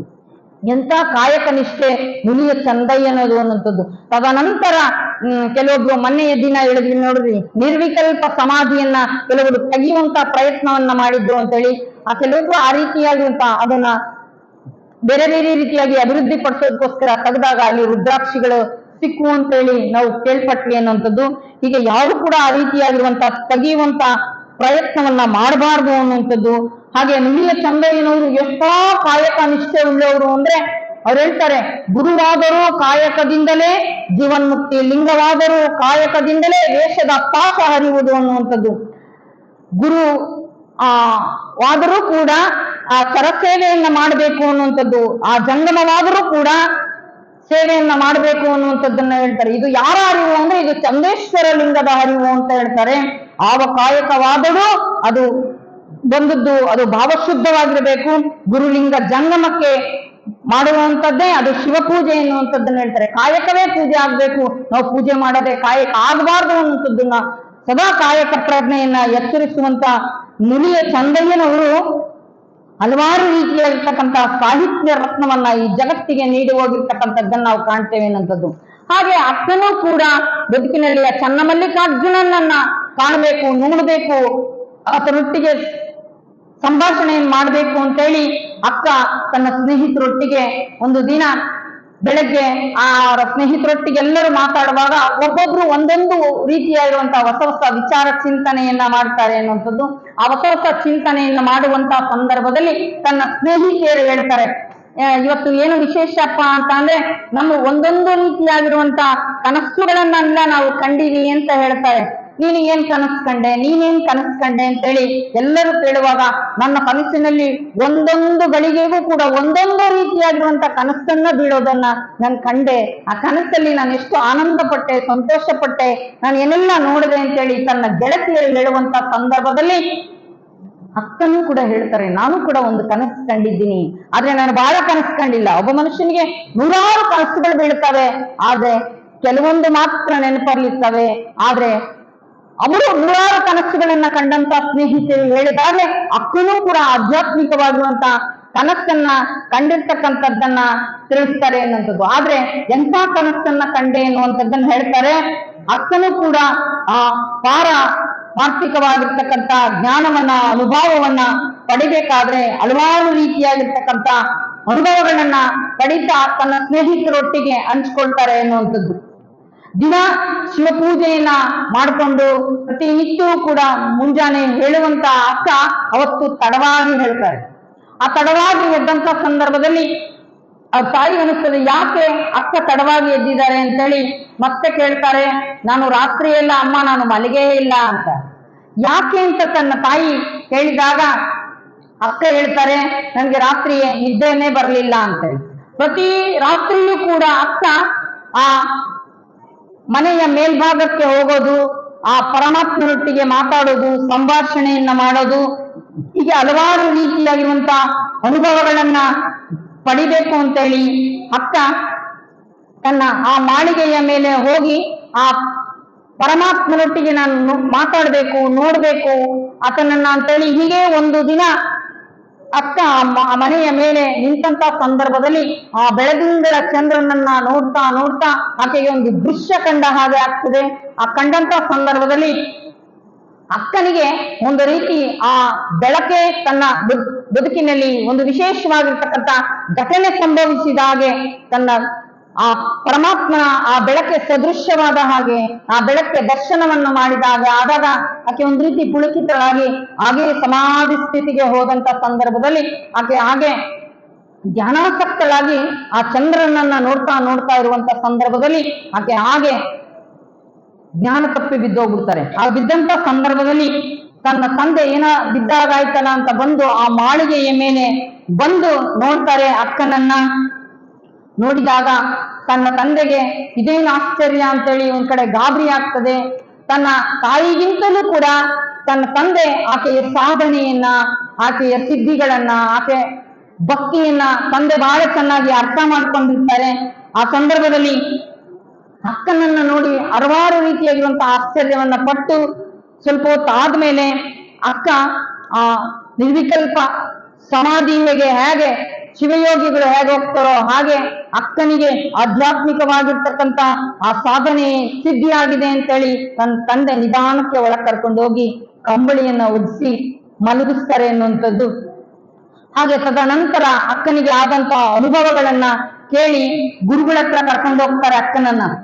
ಬುದ್ಧಿ ಈ ರೀತಿಯಾಗಿರ್ತಕ್ಕಂಥ ಅನುಭವಗಳು ಅಕ್ಕನ ಬದುಕಿನಲ್ಲಿ ಜೀವನದಲ್ಲಿ ಘಟನೆಗಳು ಸಂಭವಿಸ್ತಾ ಇದೆ ಅಂತ ಹೇಳಿದಾಗ ಅವ್ರ ತಾಯಿ ಹೇಳ್ತಾರೆ, ನೋಡಿ ನಾವು ನಮ್ಮ ಮಗಳನ್ನ ಆಕೆಯ ವರ್ತನೆ ಗುಣ ಸ್ವಭಾವವನ್ನ ನೋಡಿ ಅವ್ರ ತಾಯಿ ಹೇಳ್ತಾರೆ, ನೋಡಿ ನಾವು ನಮ್ಮ ಮಗಳಿಗೆ ಮದುವೆ ಮಾಡಬೇಕು, ಆಕೆಯ ವಯಸ್ಸಿಗೆ ಬಂದಂತವರೆಲ್ಲರೂ ಕೂಡ ಮದುವೆಯನ್ನ ಮಾಡ್ಕೊಂಡಿದ್ದಾರೆ, ನಾವು ಕೂಡ ಆಕೆಗೆ ಮದುವೆ ಮಾಡೋಣ ಅಂತೇಳಿ ಪ್ರಸ್ತಾಪವನ್ನ ಮಾಡ್ತಾರೆ. ಆಗ ಅಕ್ಕ ಹೇಳ್ತಾರೆ, ನನಗೆ ನಾಳೆ ಆಗಿದೆಯಲ್ಲ ಮದುವೆ, ಯಾರಿಗೆ ಮದುವೆ ಮಾಡ್ತೀರಾ ಅಂತ ಕೇಳಿದಾಗ ಅಕ್ಕನಿಗೆ ನಿನಗೆ ಮದುವೆ ಮಾಡ್ಬೇಕು ಅಂತ ಹೇಳ್ತಾರೆ. ಅವಾಗ ತನ್ನ ತಾಯಿಗೆ ಒಂದು ಆಶ್ಚರ್ಯ ಆಗ್ತದೆ. ಮಗಳು ಮದುವೆ ಆಗಿದೆ ಅಂತ ಹೇಳ್ತಾಳಲ್ಲ, ನಮ್ಗೇನಾದ್ರು ಗೊತ್ತಿರ್ಲಾರ್ದಂಗೇನಾದ್ರು ಮಾಡ್ಕೊಂಡ್ಬಿಟ್ಟಿದ್ದಾಳ ಅಂತ ಹೇಳಿ ಆಶ್ಚರ್ಯಚಕಿತರಾಗಿ ಕೇಳಿದಾಗ ಆಕೆ ಹೇಳ್ತಾಳೆ, ಅಮ್ಮ ನೀವೇ ಕರ್ಕೊಂಡೋಗಿದ್ರಲ್ಲ ನನ್ನನ್ನ ಗುರುಗಳ ಹತ್ರ, ಅಪ್ಪ ಅಮ್ಮ ನೀವಿಬ್ರು ನನ್ನನ್ನ ಕೈ ಹಿಡಿದು ಕರ್ಕೊಂಡೋಗಿ ದೀಕ್ಷೆಯನ್ನ ಕೊಡ್ತಿದ್ರಲ್ಲ, ಅವಾಗ ಗುರುಗಳು ಹೇಳಿದ್ರಲ್ಲ ಶರಣಪತಿ ಲಿಂಗಪತಿ ಅಂತ ಹೇಳಿದ್ರಲ್ಲ, ಆವಾಗಲೇ ನನಗೆ ಮದುವೆ ಆಯ್ತು ಅಂತ ಹೇಳಿದಾಗ ತಂದೆ ತಾಯಿಗಳಿಗೆ ಇದೇನಪ್ಪ ಈ ರೀತಿಯಾಗಿ ಹೇಳ್ತಾಳೆ ಅಕ್ಕ ಅಂತೇಳಿ ಅವರಿಗೆ ಪರಮಾಶ್ಚರ್ಯ ಆಗ್ತದೆ. ತದನಂತರ ಮನೆಗೆ ಬಂದು ಅದೇ ವಿಚಾರವನ್ನ ಪ್ರಸ್ತಾಪವನ್ನ ಮಾಡ್ತಾರೆ. ಹೀಗೆ ಇದ್ರೆ ಹಾಗೆ ಸಮಾಜವನ್ನ ನಾವು ಎದುರಿಸ್ಬೇಕಲ್ವಾ, ಹಾಗೆ ನಿನ್ನ ಸ್ನೇಹಿತರು ಎಲ್ಲರೂ ಕೂಡ ವಿವಾಹವನ್ನ ಮಾಡ್ಕೊಂಡಿದ್ದಾರೆ, ಮದುವೆ ಆಗಿದ್ದಾರೆ ಅಂತೇಳಿ ಹಲವಾರು ರೀತಿಯಾಗಿರುವಂತ ಚಿಂತನೆಗಳನ್ನ ತಂದೆ ತಾಯಿಗಳು ಸಂಭಾಷಣೆಯನ್ನ ಮಾಡ್ತಾರೆ. ಆದ್ರೆ ಅಕ್ಕ ಹೇಳ್ತಾರೆ, ನಾನು ಈ ರೀತಿಯಾಗಿರುವಂತ ನೀವು ನೋಡಿರುವಂತ ಲೌಕಿಕವಾಗಿರುವಂತ ಹುಟ್ಟು ಸಾವು ಇರುವಂತ ಗಂಡನನ್ನ ನಾನು ಮಾಡ್ಕೊಳ್ಳೋದಿಲ್ಲ, ಯಾವತ್ತೂ ಕೂಡ ನಾನು ಹಗಲಿರುಳು ನನ್ನೊಟ್ಟಿಗಿರುವಂತ ಹುಟ್ಟು ಸಾವನ್ನ ಗೆದ್ದಂತ ವ್ಯಕ್ತಿಯನ್ನ ನಾನು ಮದುವೆ ಆಗ್ತೇನೆ ಎನ್ನುವಂಥದ್ದನ್ನ ಹೇಳಿದಾಗ ತಂದೆ ತಾಯಿಗಳು ಏನಿದು ನಿನ್ನ ಈ ಹುಚ್ಚಾಟ ಅಂತೇಳಿ ಹಲವಾರು ರೀತಿಯಾಗಿರುವಂತ ತಂದೆ ತಾಯಿಗಳು ಬುದ್ಧಿ ಹೇಳ್ತಾರೆ, ತಿಳುವಳಿಕೆ ಹೇಳ್ತಾರೆ. ಆಗ ಮತ್ತೊಮ್ಮೆ ಗುರುಗಳ ಹತ್ರ ಕರ್ಕೊಂಡು ಹೋದಾಗ ಅಂತ ಸಂದರ್ಭದಲ್ಲಿ ಅವರ ತಂದೆ ತಾಯಿ ಹೇಳ್ತಾರೆ, ಅಕ್ಕ ನೀವು ತಿಳಿದ ಹಾಗೆ ಇಲ್ಲ, ಆದ್ರೆ ಆ ಲೌಕಿಕದ ಬದುಕಿನ ಯಾವುದೇ ರೀತಿಯಾಗಿರುವಂತ ಆಕೆಗೆ ವ್ಯಾಮೋಹ ಇಲ್ಲ, ನೀವು ಆ ರೀತಿಯಾಗಿರುವಂತ ಒತ್ತಡವನ್ನ ಬಲವಂತವನ್ನ ಮಾಡಬೇಡ್ರಿ ಅಕ್ಕನಿಗೆ ಅನ್ನುವಂತ ಮಾತನ್ನ ಗುರುಗಳ ಹತ್ರ ಕರ್ಕೊಂಡು ಹೋದಾಗ ಹೇಳ್ತಾರೆ. ಅವಾಗ ಸರಿ ಅಂತೇಳಿ ಆಕೆ ಇಚ್ಛೆಗೆ ಆಕೆಯನ್ನ ಬಿಡುವಂತ ಸಂದರ್ಭದಲ್ಲಿ ಆ ಊರಿನ ಬೀದಿಯಲ್ಲಿ ಹಲವಾರು ರೀತಿಯಾಗಿರುವಂತ ವೈಭೋಗಗಳನ್ನ ಸಂಭ್ರಮದ ಆಚರಣೆಗಳನ್ನ ಊರಿನಲ್ಲಿ ನೋಡ್ತೇವೆ. ಆ ಊರಿನ ದೊರೆಯಾಗಿರುವಂತ ಕೌಶಿಕ ಮಹಾರಾಜ ಆ ಕಾಡಿನ ಬೇಟೆಯನ್ನ ಮುಗಿಸಿಕೊಂಡು ಹಿಂತಿರುಗಿ ಬರುವಂತ ಸಂದರ್ಭದಲ್ಲಿ ಊರನ್ನೇ ಅಲಂಕಾರವನ್ನ ಮಾಡಿ ಊರಿನ ಪ್ರತಿಯೊಬ್ಬರೂ ಕೂಡ ಒಂದೊಂದು ಕೆಲಸದಲ್ಲಿ ತೊಡಗಿ ಇಡೀ ಊರನ್ನೇ ಅಲಂಕಾರವನ್ನ ಮಾಡಿರ್ತಾರೆ. ಆವಾಗ ಆನೆ, ಒಂಟೆ, ಕುದುರೆ, ಮೇನೆ ಎಲ್ಲವೂ ಕೂಡ ಆನೆ, ಬಂಗಾರದ ಸಿಂಹಾಸನ ಎಲ್ಲವನ್ನೂ ಕೂಡ ವೈಭವೀಕರಣಿಸಿ ಎಲ್ಲವನ್ನು ಕೂಡ ತಯಾರು ಮಾಡ್ತಾರೆ. ಅಂದ್ರೆ ಯಾಕಪ್ಪ ಅಂದ್ರೆ ಆ ರಾಜ ಬೇಟೆಗೆ ಹೋದಂತ ಸಂದರ್ಭದಲ್ಲಿ ವರ್ಷಾನ್ಗಟ್ಲೆ 6 ತಿಂಗಳು ಹೀಗೆಲ್ಲ ಹೋಗ್ತಾ ಇರ್ತಕ್ಕಂಥದ್ದನ್ನ ನಾವು ಕೇಳ್ತೇವೆ.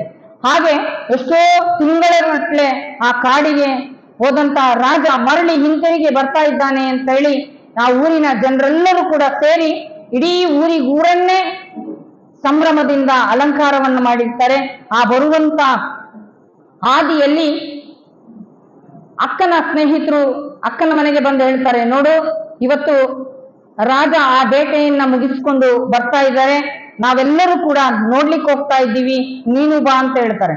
ಅಕ್ಕ ಹೇಳ್ತಾರೆ, ನನಗಿದ್ರಲ್ಲೆಲ್ಲ ಆಸಕ್ತಿ ಇಲ್ಲ, ನೀವೆಲ್ಲ ಹೋಗಿ ಅಂತ ಹೇಳಿದಾಗ ಎಲ್ಲೂ ಹೋಗೋದು ಬೇಡ, ನಿಮ್ಮ ಮನೆ ಮೇಲೆ ನಿಂತು ನಾವು ನೋಡೋಣ ಅಂತ ಹೇಳ್ತಾರೆ. ಸರಿ ಅಂತೇಳಿ ತನ್ನ ಸ್ನೇಹಿತರ ಮಾತಿಗೆ ಸಮ್ಮತಿಸಿ ಆಕೆಯೂ ಕೂಡ ಆ ಮೆರವಣಿಗೆ ಬರೋದನ್ನ ನೋಡೋದಕ್ಕೋಸ್ಕರವಾಗಿ ಆ ಮನೆ ಮೇಲೆ ನಿಂತಿರ್ತಾರೆ. ಆ ನಿಂತಂತ ಸಂದರ್ಭದಲ್ಲಿ ಇಡೀ ಊರಿನ ಆ ರಾಜ ಬಂದ ವಿಚಾರವನ್ನ ತಿಳಿದು ಎಲ್ಲರೂ ಕೂಡ ಸಾಲು ಸಾಲಾಗಿ ನಿಂತು ಇಡೀ ಆ ಊರೇ ಮನೆಯಲ್ಲೂ ಕೂಡ ಸಂಭ್ರಮದ ಆಚರಣೆಯನ್ನ ಮಾಡ್ತಾ ಆ ರಾಜನಿಗೆ ಗೌರವವನ್ನ ಸಲ್ಲಿಸ್ತಾ ಇರ್ತಾರೆ ಅನ್ನುವಂಥದ್ದು. ಹೀಗೆ ಗೌರವವನ್ನ ಸಲ್ಲಿಸ್ತಾ ಆ ಎಲ್ಲ ಅತಿಥಿ ಸತ್ಕಾರವನ್ನ ಸ್ವೀಕಾರ ಮಾಡಿ ಕೌಶಿಕ ಮಹಾರಾಜ ಇನ್ನೇನು ಆ ಅಕ್ಕ ಮಹಾದೇವಿಯವರ ಮನೆಯ ಬಾಗಿಲಿಗೆ ಬರ್ತಾರೆ. ಬಂದಂತ ಸಂದರ್ಭದಲ್ಲಿ ಅವರ ತಂದೆಯೂ ಕೂಡ ಗೌರವವನ್ನ ಸಲ್ಲಿಸಿದಂತ ಸಂದರ್ಭದಲ್ಲಿ ಆತ ಅಕ್ಕನನ್ನ ನೋಡ್ತಾರೆ. ನೋಡಿದಂತ ಸಂದರ್ಭದಲ್ಲಿ ತದನಂತರ ಆತನಿಗೆ ಯಾರು ಏನು ಗೌರವ ಸಲ್ಲಿಸಿದ್ರು, ಯಾರೇನು ಅತಿಥಿ ಸತ್ಕಾರವನ್ನ ಮಾಡಿದ್ರು, ಯಾರೇನು ಮಾತಾಡ್ತಿದ್ರು ಕೂಡ ಆತನಿಗೆ ಯಾರ ಲಕ್ಷ್ಯವೂ ಕೂಡ ಇರೋದಿಲ್ಲ.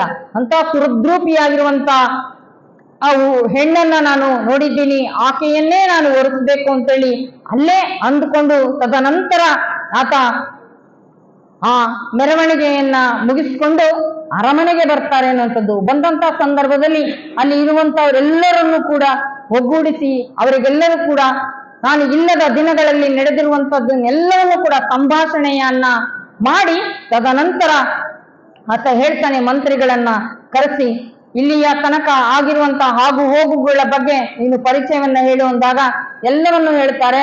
ತದನಂತರ ಆ ರಾಜ ಹೇಳ್ತಾನೆ, ನಾವು ಬರುವಂತ ಸಂದರ್ಭದಲ್ಲಿ ನೀನು ಆ ಓಂಕಾರ ಶೆಟ್ಟಿಯ ಮನೆಯ ಮೇಲೆ 4-5 ಜನ ಹೆಂಗಳಿಯರು ನಿಂತಿದ್ರು, ಅವರನ್ನ ನೀನು ಗಮನಿಸಿದ ಅಂತೇಳಿ. ಹೌದು ಗಮನಿಸಿದೆ ಅಂತ ಹೇಳಿದಾಗ ಅಲ್ಲಿ ಒಬ್ಬ ಹೆಣ್ಮಗಳು ಸುರದ್ರೂಪಿಯಾಗಿರ್ತಕ್ಕಂಥವಳಿದ್ಲು, ನೀನು ಗಮನಿಸ್ತಾ ಅಂತ ಅಂದ್ರೆ ಗಮನಿಸ್ತೆ, ನನಗೆ ಗೊತ್ತು ಅಂತ ಹೇಳ್ತಾನೆ ಆ ಮಂತ್ರಿ. ಹಾಗಾದ್ರೆ ಯಾರು ಅಂತ ಕೇಳಿದಾಗ ನಿನಗೇನು ಗೌರವವನ್ನು ಸಲ್ಲಿಸಿದ್ರಲ್ಲ ಆ ಓಂಕಾರ ಶೆಟ್ಟಿ ಅವರ ಮಗಳು ಅಂತ ಹೇಳಿದಾಗ ತಕ್ಷಣ ಅಲ್ಲಿರುವಂತವ್ರೆಲ್ಲರನ್ನು ಕೂಡ ಕರೆಸಿ ಒಂದು ತಾಟಿನಲ್ಲಿ ಮದುವೆಗೆ ಆಗುವಂತ ಸಂದರ್ಭದಲ್ಲಿ ವಧುವನ್ನ ನೋಡೋದಕ್ಕೆ ಹೋಗುವಂತ ಸಂದರ್ಭದಲ್ಲಿ ಏನೇನು ಪರಿಕರಗಳನ್ನ ತಗೊಂಡು ಹೋಗ್ತಾರೋ ಹಾಗೆ ಆಡಂಬರದ ಪರಿಕರಗಳನ್ನೆಲ್ಲವನ್ನು ಕೂಡ ತಟ್ಟೆಯಲ್ಲಿ ಎಲ್ಲವನ್ನು ಕೂಡ ತುಂಬಿಕೊಂಡು ಮುತ್ತೈದೆಯನ್ನೆಲ್ಲವನ್ನು ಕೂಡ ತಯಾರು ಮಾಡಿ ದನ ಕನಕಾದಿಗಳನ್ನ, ವಸ್ತ್ರಗಳನ್ನ, ಆಭರಣಗಳನ್ನ, ಫಲತಾಂಬೂಲಗಳನ್ನ ಎಲ್ಲವನ್ನು ಕೂಡ ತಯಾರಿ ಮಾಡಿ ನೀನು ಹೋಗಿ ನನಗೆ ಮತ್ತೆ ಓಂಕಾರ ಶೆಟ್ಟಿಯ ಮಗಳಿಗೆ ಮದುವೆ ಮಾಡಿಸೋದಕ್ಕೆ ಮಧ್ಯವರ್ತಿಯಾಗಿ ನೀನು ಇದನ್ನ ಕುದುರಿಸಿಕೊಂಡೇ ಬರಬೇಕು ಅಂತೇಳಿ ಆತನಿಗೆ ಆಜ್ಞೆಯನ್ನ ಮಾಡ್ತಾರೆ ಅನ್ನೋಂಥದ್ದು. ಆತ ಈ ಕೆಲಸ ಮಾಡ್ತೀಯಾ ಅಂತ ಕೇಳಿದ್ರೆ ನೀವೇನ್ ಹೇಳಿದ್ರು ಕೂಡ ನಾನು ಮಾಡ್ತೀನಿ ಅಂತ ಹೇಳ್ತಾನೆ. ಸರಿ ಅಂತ ಹೇಳಿ ನೀವೆಲ್ಲರೂ ಕೂಡ ಹೊರಡಿ ಹೋಗಿ ಕೇಳ್ಕೊಂಬನ್ನಿ ಅಂತ ಹೇಳಿದಾಗ ಅವರೆಲ್ಲರೂ ಆ ಪರಿಕರಗಳನ್ನ, ಪದಾರ್ಥಗಳನ್ನೆಲ್ಲವನ್ನು ಕೂಡ ತಗೊಂಡೋಗಿ ಅಕ್ಕನ ಮನೆ ಬಾಗಿಲಿಗೆ ಹೋಗಿ ನಿಂತ ಸಂದರ್ಭದಲ್ಲಿ ಓಂಕಾರ ಶೆಟ್ಟಿಗೆ ಆಶ್ಚರ್ಯ ಆಗ್ತದೆ. ಇದೇನು ನಮ್ಮನೆಗೆ ರಾಜ ಇದೀಗ ತಾನೇ ಅರಮನೆಗೆ ಹೋಗಿದ್ದಾರೆ, ನೀವೆಲ್ಲ ಮತ್ತೆ ಯಾಕೆ ಬಂದಿದ್ದೀರಾ ಅಂತ ಹೇಳಿ ಕೇಳಿದಾಗ ಅವರು ಹೇಳ್ತಾರೆ, ಇದು ರಾಜಾಜ್ಞೆ ಆಗಿದೆ, ನಿಮ್ಮ ಮಗಳನ್ನ ರಾಜರು ವಿವಾಹ ಆಗಬೇಕು ಅಂತೇಳಿ ಅಪೇಕ್ಷೆಯನ್ನ ಪಟ್ಟಿದ್ದಾರೆ, ನೀವು ಇದನ್ನ ನಡೆಸ್ಕೊಡಿ ಅಂತ ಹೇಳಿ ಹೇಳ್ತಾರೆ ಅನ್ನುವಂಥದ್ದು. ಆಗ ಇದೇನಪ್ಪ ಇಂಥ ದಿಢೀರನೆ ಇಂಥ ನಿರ್ಧಾರವನ್ನ ಹೇಳ್ತಾ ಇದ್ದಾರಲ್ಲ ಅಂತೇಳಿ ಆಶ್ಚರ್ಯಚಕಿತರಾಗಿ ಅವರು ಕೆಲ ಕಾಲ ಮೌನವನ್ನ ವಹಿಸ್ತಾರೆ. ಅದು ರಾಜಾಜ್ಞೆ ಅಂತೇಳಿ ಪರಿಪರಿಯಾಗಿ ಹಲವಾರು ರೀತಿಯಾಗಿರ್ತಕ್ಕಂಥ ವಿಚಾರಗಳನ್ನ ಹೇಳ್ತಾರೆ. ನೀನು ಈ ಊರಲ್ಲಿದ್ದೀಯಾ, ನೀನು ರಾಜರ ಆಜ್ಞೆಯಲ್ಲಿ ನೀನು ಇರಬೇಕಾಗ್ತದೆ, ನೀನು ಆ ರಾಜನ ವಿರೋಧವನ್ನ ನೀನು ಕಟ್ಕೋಬಾರ್ದು ಅನ್ನುವಂಥದ್ದನ್ನ ಹೇಳಿದಂತ ಸಂದರ್ಭದಲ್ಲಿ ಏನ್ ಮಾಡೋದು ಅಂತೇಳಿ ತೋಚಲಾರದ ಅಂತ ಸಂದರ್ಭದಲ್ಲಿ ನಾವು ನಿಮಗೆ ತದನಂತರ ವಿಚಾರವನ್ನ ಮುಟ್ಟಿಸ್ತೀನಿ ಅಂತೇಳಿ ಅವ್ರನ್ನೆಲ್ಲರನ್ನು ಕೂಡ ಕಳಿಸ್ಕೊಡ್ತಾರೆ ಅನ್ನುವಂಥದ್ದು. ಇಂತಹ ಸಂದರ್ಭದಲ್ಲಿ ಅಕ್ಕನಿಗೆ ಅನಿಸ್ತದೆ ಇದೆಲ್ಲವೂ ಕೂಡ ಈ ರೀತಿಯಾಗಿರುವಂತಹ ಪ್ರಕ್ರಿಯೆಗಳು ನಡೀತಾ ಇದಾವಲ್ಲ, ಏನ್ ಮಾಡ್ಬೇಕು ಅಂತೇಳಿ ಆದಂತಹ ಸಂದರ್ಭದಲ್ಲಿ ಅಕ್ಕ ತಂದೆ ತಾಯಿಗಳ ಮಾತನ್ನು ಕೇಳಬೇಕು, ವಿರೋಧವನ್ನ ಕಟ್ಕೊಳ್ಳುವಂತ ಪರಿಸ್ಥಿತಿಯೂ ಕೂಡ ಇರೋದಿಲ್ಲ. ಏನ್ ಮಾಡ್ಬೇಕು ಅಂತ ಹೇಳಿದಾಗ ತನ್ನ ತಂದೆಯೂ ಕೂಡ ಒಂದ್ಸಲ ಏನಾಗ್ತದೆ ಅಂದ್ರೆ, ನೋಡು ನಾವು ಸಮಾಜದ ಮಧ್ಯೆ ಇದ್ದೀವಿ, ಸಮಾಜವನ್ನ ವಿರೋಧವನ್ನ ಕಟ್ಕೋಬಾರ್ದು, ಅಥವಾ ಇದು ರಾಜನ ಆಳ್ವಿಕೆ ಆಗಿರೋದ್ರಿಂದ ರಾಜನ ವಿರುದ್ಧವೂ ಕೂಡ ನಾವು ಹೋಗ್ಬಾರ್ದು, ಏನ್ ಮಾಡ್ಲಿ ಹೇಗೆ ಅಂತೇಳಿ ಇಡೀ ಕುಟುಂಬದವರೆಲ್ಲರೂ ಕುತ್ಕೊಂಡು ಚಿಂತನೆಯನ್ನು ಮಾಡ್ತಾರೆ, ಚರ್ಚೆಯನ್ನು ಮಾಡ್ತಾರೆ. ಅವಾಗ ಮತ್ತೆ ಮತ್ತೆ ಪದೇ ಪದೇ ಆ ರಾಜ ಹೇಳಿ ಕಳಿಸುವುದನ್ನ ನೋಡಿ, ಆ ಒತ್ತಡವನ್ನ ನೋಡಿ ಅವರು ಏನ್ ಮಾಡ್ತಾರೆ ಅಂದ್ರೆ ಮಾಡ್ಕೊಡ್ಲೇಬೇಕು ಅಂತ ಹೇಳಿ ತುಂಬಾ ಒತ್ತಡವನ್ನ ಹಾಕಿದಾಗ ಅಕ್ಕ ತಂದೆ ತಾಯಿಯ ಮನಸ್ಸಿಗೂ ಕೂಡ ನೋವಾಗಬಾರ್ದು ಅಂತೇಳಿ ಹಲವಾರು ರೀತಿಯಾಗಿರುವಂತ ಷರತ್ತುಗಳನ್ನ ಹಾಕೋದಕ್ಕೆ ಪ್ರಾರಂಭ ಮಾಡ್ತಾರೆ ಅನ್ನುವಂಥದ್ದು. ಹಲವಾರು ರೀತಿಯಾಗಿರುವಂತ ಷರತ್ತುಗಳನ್ನ ಹಾಕುವಂತ ಸಂದರ್ಭದಲ್ಲಿ ಅಕ್ಕನಿಗೆ ಏನ್ ಮಾಡ್ಬೇಕು ಅಂತೇಳಿ ತೋಚೋದಿಲ್ಲ. ಅವಾಗ ಹಾಗೆ ಸಮ್ಮತಿಸ್ತಾರೆ, ಸರಿ ಅಂತ ಹೇಳಿ ಆಕೆ ಕೆಲವೊಂದು ಷರತ್ತುಗಳನ್ನ ಹಾಕ್ತಾರೆ. ಏನು ಆ ಷರತ್ತುಗಳು ಅಂತ ಅಂದ್ರೆ, ನಾನು ಆ ರಾಜನನ್ನ ಮದುವೆ ಆಗಬೇಕಾದ್ರೆ ನನ್ನದೇ ಕೆಲವೊಂದು ಷರತ್ತುಗಳಿದ್ದಾವೆ, ಆ ಷರತ್ತುಗಳನ್ನ ಒಪ್ಪೋದಾದ್ರೆ ಮಾತ್ರ ನಾನು ವಿವಾಹ ಆಗ್ತೇನೆ ಎನ್ನುವಂತ ಮಾತನ್ನ ಹೇಳಿದಾಗ ಅವರಿಗೆ ಆ ಕಮಾಂಡನಾಗಿರುವಂತಹ ಕೌಶಿಕ ಮಹಾರಾಜ ಆಕೆ ಹೇಳಿರುವಂತ ಆ ಷರತ್ತುಗಳು ಯಾವುದು ಅನ್ನುವಂಥದ್ರ ಪರಿವೇ ಇರಲಾರದೆ ಎಲ್ಲದಕ್ಕೂ ಕೂಡ ಆತ ಸಮ್ಮತಿಸ್ತಾನೆ. ಆಗ್ಲಿ ಅಂತ ಹೇಳ್ತಾನೆ. ಸರಿ ಅಂತ ಹೇಳ್ಬಿಟ್ಟು ಒಪ್ಪಿಗೆಯನ್ನ ಸೂಚಿಸ್ತಾರೆ. ಹಾಗೆ ಒಂದೊಂದೇ ಷರತ್ತುಗಳನ್ನ ಹೇಳೋದಕ್ಕೆ ಪ್ರಾರಂಭ ಮಾಡ್ತಾರೆ.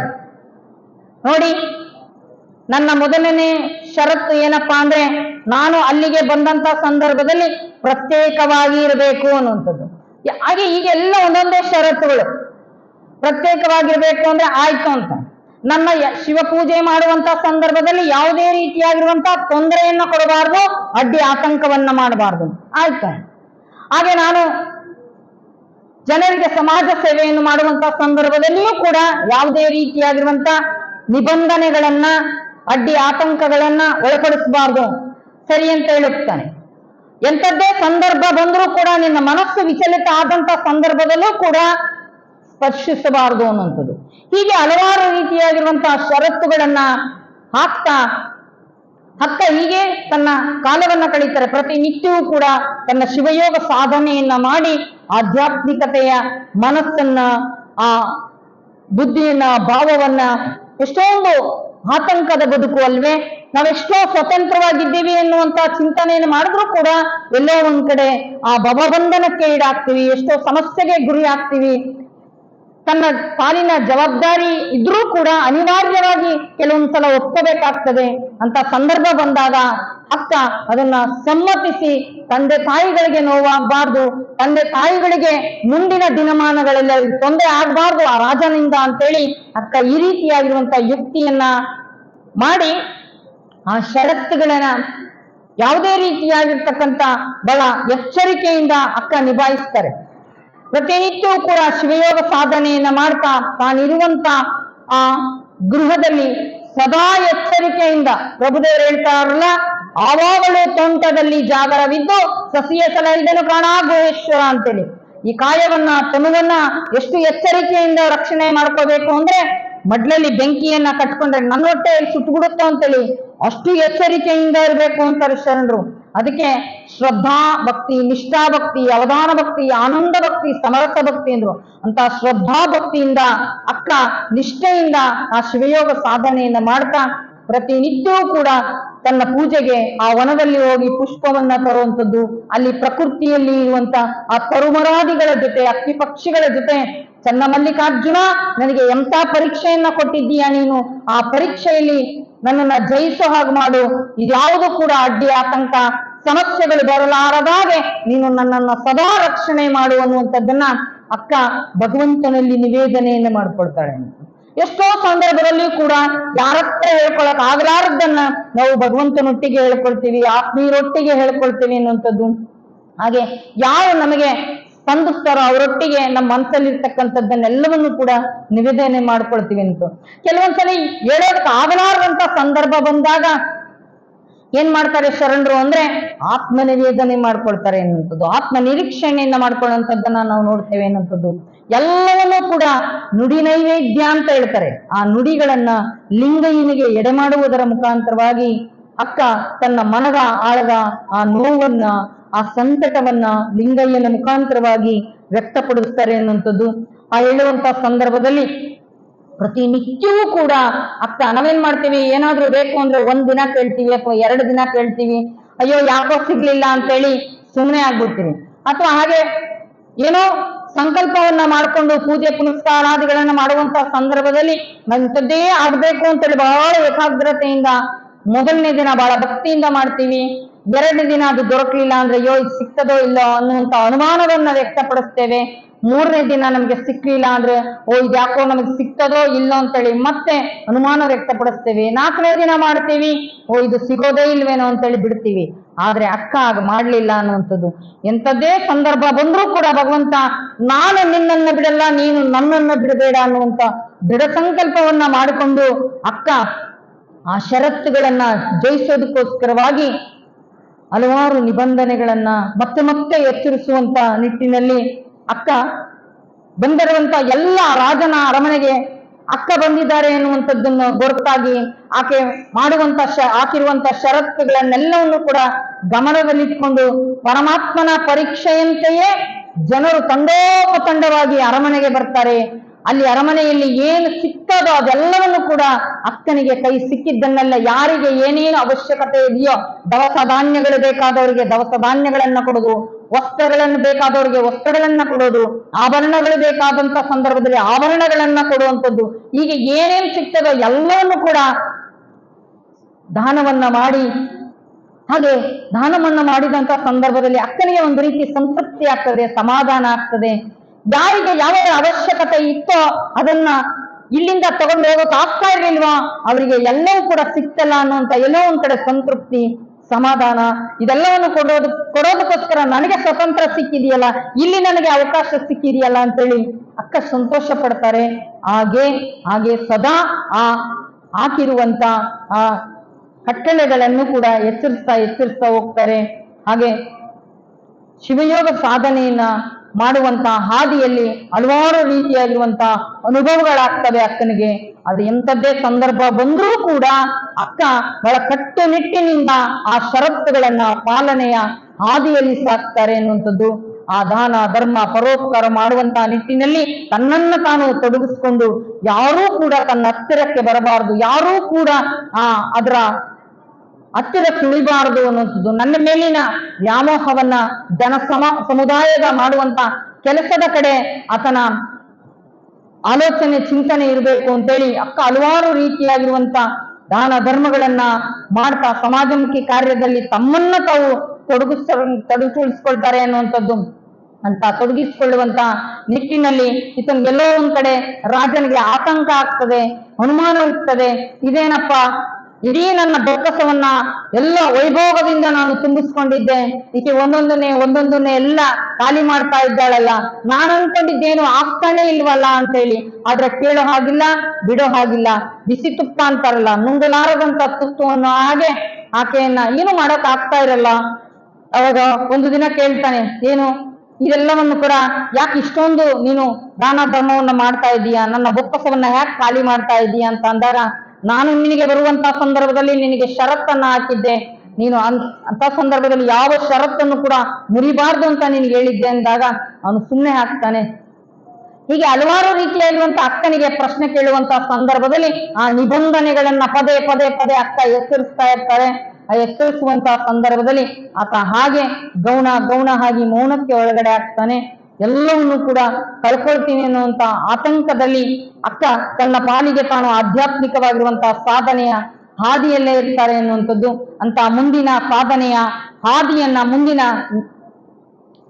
ನಾಳೆಯ ದಿನ ನೋಡೋಣ ಅನ್ನುವಂತಹ ವಿಚಾರವನ್ನೇ ಇಲ್ಲಿ ವ್ಯಕ್ತಪಡಿಸ್ತಾ, ಇಂಥ ಆಧ್ಯಾತ್ಮಿಕವಾಗಿರುವಂತಹ ಸಾಧನೆಯಲ್ಲಿ ನಿಮ್ಮೆಲ್ಲರ ಬದುಕಿನಲ್ಲೂ ಕೂಡ ಲೌಕಿಕವಾಗಿರುವಂತಹ ಬದುಕಿನಲ್ಲಿ ಹಲವಾರು ರೀತಿಯಾಗಿರ್ತಕ್ಕಂಥ ಅಡ್ಡಿ ಆತಂಕಗಳು, ಸಮಸ್ಯೆಗಳು ವ್ಯಕ್ತಿಯ ರೂಪದಲ್ಲೋ, ವಸ್ತುವಿನ ರೂಪದಲ್ಲೋ, ಮಾತಿನ ರೂಪದಲ್ಲೋ, ಯಾವುದೋ ರೂಪದಲ್ಲಿ ಬರುವಂಥದ್ದು. ಆದರೆ ಅಂತ ಬಂದಂತ ಸಂದರ್ಭದಲ್ಲಿ ಮುಂದಾಲೋಚನೆ ಇರಬೇಕು ಅನ್ನುವಂಥದ್ದು. ಶರಣರು ಮುಂದೆ ಏನಾಗ್ತದೆ ಅನ್ನುವಂಥದ್ದನ್ನ ಹಿಂದೆ ಕಂಡುಕೊಳ್ಳುವಂಥದ್ದನ್ನ ಹೇಗೆ ಕಂಡುಕೊಂಡ್ರು ಅಂದ್ರೆ ಆ ಸಾಧನೆಯ ಮುಖಾಂತರವಾಗಿ ಮುಂದೆ ಯಾವುದೋ ಒಬ್ಬ ವ್ಯಕ್ತಿ ಬರ್ತಾ ಇದ್ದಾನೆ ನನಗೇನೋ ಮಾಡೋದಕ್ಕೆ ಅಂದ್ರೆ ಅವ್ರು ಮೊದಲನೇದಾಗಿ ಇಂಥ ವ್ಯಕ್ತಿ ಬರ್ತಾ ಇದ್ದಾನೆ ನಮ್ಮನ್ನು ನೋಡೋದಕ್ಕೆ, ಹೀಗೆ ನಮಗೆ ಮಾಡೋದಕ್ಕೆ ಬರ್ತಾನೆ ಅನ್ನುವಂಥದ್ದನ್ನು ಕೂಡ ಅವ್ರು ಹೇಳ್ತಾ ಇದ್ರು ಅನ್ನುವಂಥದ್ದು. ಅಂತ ಆ ಸಾಧನೆಯ ಮುಖಾಂತರವಾಗಿ ಸಿದ್ಧಿಯನ್ನ ಪಡ್ಕೊಂಡಿದ್ರು. ಹಾಗೆ ನಿಮ್ಮೆಲ್ಲರ ಬದುಕಿನಲ್ಲೂ ಕೂಡ ಅಡ್ಡಿ ಆತಂಕ ಸಮಸ್ಯೆ ಇವೆಲ್ಲವೂ ಕೂಡ ಬರೋವೆ.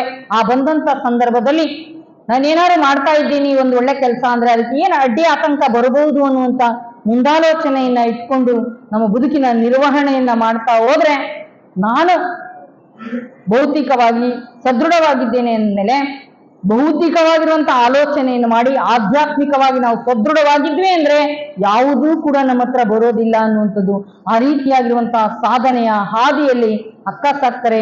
ಅಂತ ಸಾಧನೆಯ ಹಾದಿಯಲ್ಲಿ ಕಾಯವನ್ನ ತನುವನ್ನ ಶರೀರವನ್ನ ಹೇಗೆ ಸದೃಢಪಡಿಸ್ಕೊಂಡಿದ್ದೀವೋ ಹಾಗೆ ನಮ್ಮ ಆತ್ಮ ಬಲವನ್ನು ಕೂಡ ಅಕ್ಕನಂತೆ ನಾವು ಕೂಡ ಸದೃಢವನ್ನ ಪಡಿಸ್ಕೋಬೇಕು ಅನ್ನುವಂತ ವಿಚಾರ ಚಿಂತನೆಯಲ್ಲಿ ವ್ಯಕ್ತಪಡಿಸ್ತಾ, ಹಾಗೆ ಅಕ್ಕನ ಸತ್ಪಥದಲ್ಲಿ ನಾವೆಲ್ಲರೂ ಕೂಡ ಸಾಗೋಣ ಅನ್ನುವಂತ ವಿಚಾರವನ್ನು ಇಲ್ಲಿ ವ್ಯಕ್ತಪಡಿಸ್ತಾ, ನಿಮ್ಮೆಲ್ಲರ ಬದುಕು ಬಾಳು ಹಸನಾಗ್ಲಿ ಅಂತೇಳಿ ಶುಭವನ್ನ ಹಾರೈಸಿ ಈ ಕಾರ್ಯಕ್ರಮದಲ್ಲಿ ಹಲವಾರು ರೀತಿಯಾಗಿರುವಂತಹ ಸೇವೆಗಳನ್ನ ಮಾಡ್ತಾ ಇದ್ದೀರಾ. ಎಲೆಮರೆ ಕಾಯಿನಂತೆ ಹೊರಳಶಂಕರ ದೇವರು ಕೂಡ 12 ವರ್ಷಗಳ ಕಾಲ ಅನುಭವ ಮಂಟಪದಲ್ಲಿ ಸೇವೆಯನ್ನ ಸಲ್ಲಿಸಿದಾಗೆ ತಮ್ಮ ಪಾಲಿನ ಕರ್ತವ್ಯವನ್ನ ಎಷ್ಟೊಂದು ಜನ ಯಾವ ಫಲಾಪೇಕ್ಷೆ ಇರಲಾರದೆ ಸಮಾಜಕ್ಕೋಸ್ಕರವಾಗಿ ತನ್ನನ್ನ ತಾನು ಸಮರ್ಪಣೆಯನ್ನ ಮಾಡ್ಕೊಂಡಿರ್ತಕ್ಕಂಥ ಎಲ್ಲ ಶರಣ ಬಂಧುಗಳಿಗೂ ದಾಸೋಹಿಗಳಿಗೂ ನಿಮ್ಮೆಲ್ಲರ ಮನೆ ಮತ್ತು ಮನ ಬೆಳಕಾಗಲಿ ಅಂತೇಳಿ ಶುಭವನ್ನ ಹಾರೈಸಿ ನನ್ನ 2 ಮಾತು ಮುಗಿಸ್ತೇನೆ. ತಮ್ಮೆಲ್ಲರಿಗೂ ಭಕ್ತಿಯ ಶರಣು ಶರಣಾರ್ಥಿ.